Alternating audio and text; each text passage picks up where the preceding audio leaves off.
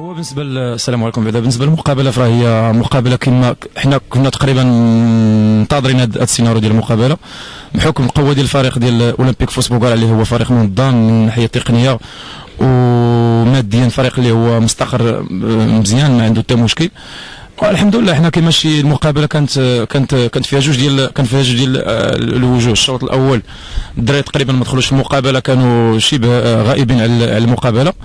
جات ضربه جزاء اللي سجل فيها الفريق الخصم الهدف السابق ديالو، ولكن ملي نشوفوا المقابله في الشوط الثاني كنشوفوا فريق ظهر بواحد الوجه اللي هو منظم ودار العديد من الفرص، وما سعفناش الحظ في مجموعه من المحاولات وتمكنا باش نسجلوا هدف ديال التعادل، وكنا قاب قوسين او ادنى باش ناخذوا لي 3 بوان. بالنسبه للمقابله انا جد راضي على الاداء ديال اللاعبين ديالي بالخصوص في الشوط الثاني.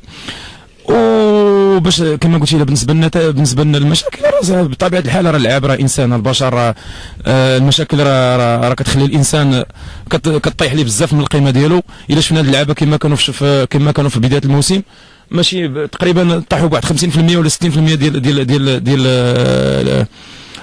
ديال لي كاليتي ديالهم ولو نيفو ديالهم، وكنتمناو هذا الشيء ما يستمرش واحد المده اللي هي طويله.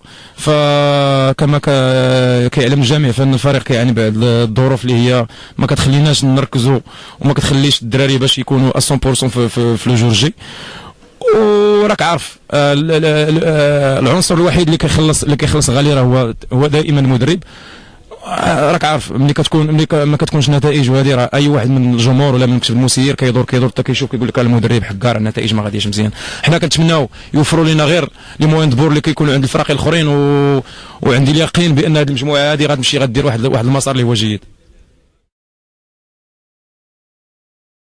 واش غنقول لك بدون تعليق؟ اش غنقول لك؟ سؤال ما نقدرش نجاوب عليه. السبب ديال عدم الحضور ديال الناس المسيرين كانوا معنا واحد جوج عناصر في الملعب، ولكن هادشي ما كنتمناو ان شاء الله الناس يحاولوا يصلحوا المشاكل اللي عندها ويعجلوا بالجمع العام باش الشباب هو يتدارك الموقف. وباقي الوقت، وعندي اليقين بان الا دار الجمع العام وترمت الصفوف وكان الصلح بين جميع الاطراف، كنظن بان عندنا مازال الوقت بهذه المجموعه هذه اللي غنحققوا باقي بها نتائج اللي غتكون مزيانه، باقي الكره مازال العام طويل. وبالنسبه للتعاقدات نتمنوا بعد يدار الجمع العام ويكون المكتب اللي غيدير التعاقدات. باش دير تعاقد خصك واحد الغلاف مالي اللي هو مهم. بالنسبه للميركاتو الشتوي فما قليل باش تلقى اللاعبين اللي موجودين، حتى الا لقيتي شي واحد كتلقى واحد لاصوم اللي هي غاليه. كنتمناو الناس يعجلوا بالجمع العام وتضافروا الجهود باش نحاولوا نعزوا التركيبه ديالنا بواحد جوج العناصر ولا 3 العناصر. كما شفتوا اليوم راه تقريبا فاش درنا لا ليست ديال لي كونفوكي بقات عندنا 18 لاعب بحكم الاصابه والبطاقات الصفراء. كما شفتوا اليوم عنصر اللي هو عنده تقل ديالو في الفريق كان غائب دابا جوج مقابلات اللي هو نور الدين كوماح. فهذا الغياب ديالو خلانا باش نقلبوا على بدائل اخرى، ما توفقناش باش نلقى واحد اللاعب اللي عنده نفس القيمه ونفس لا فالور في المجموعه ديالنا، وهذا اللي خلانا نعانيو شيئا ما في الشوط الاول.